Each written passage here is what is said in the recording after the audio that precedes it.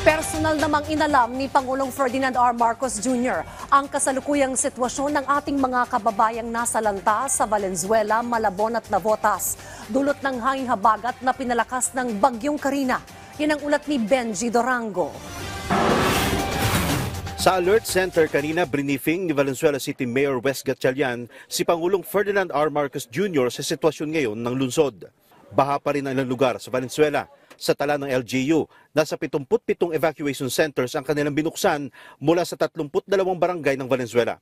Nasa mahigit 5,000 pamilya ang apektado, katumbas ito ng mahigit 20,000 katao. The factors affecting, number one, yung high tide natin from 2 to 11 p.m. as high as 1.3 meters. So, second, yung nagpakawala po sa Angat. Tinungo rin ng Pangulo ang Malanday National High School. Sakay ng truck, kaliwat ka ng baha ang dinaanan niya.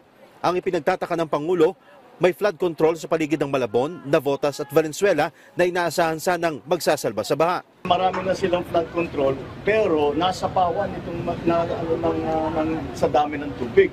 Sa Pag-asa Science Garden, naitala ang 461.4 millimeters ng tubig ulan noong Miyerkules. Pang-isang buwan sana ang dami na ito pero ibinuhos sa loob ng 24 na oras. Kaya ang flood control project sa paligid ng Kamanava nabulunan. So we have to relook, we have to re-examine some of the designs of our flood control. For example, this was not, the amount of water was not as bad as Ondoy, but the effect was greater than Ondoy. Nasa 1 bilyong piso ang halaga ng flood control project na ito ng DPWH.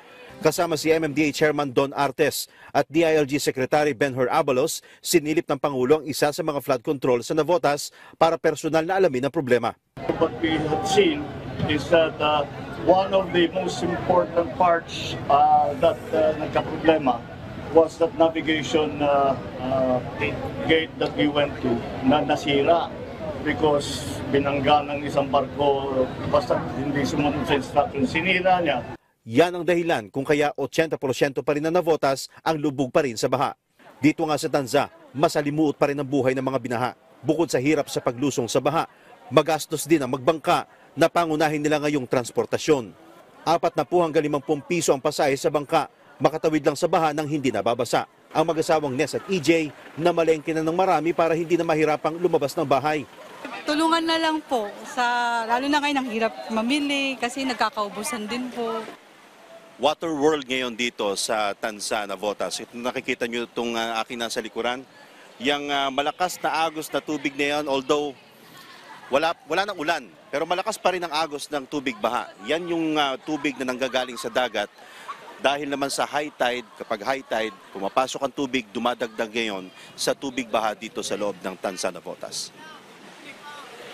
Si Nanay Nori, sinuong nang rumargas ang tubig, makapamili lang ng makakain. Galing kayo palengke. Hindi ba kayo mahihirapan? Medyo malakas ang agos? Nahihirapan kaso wala naman magawa.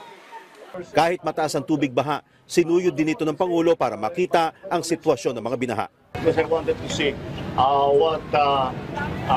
what the situation was.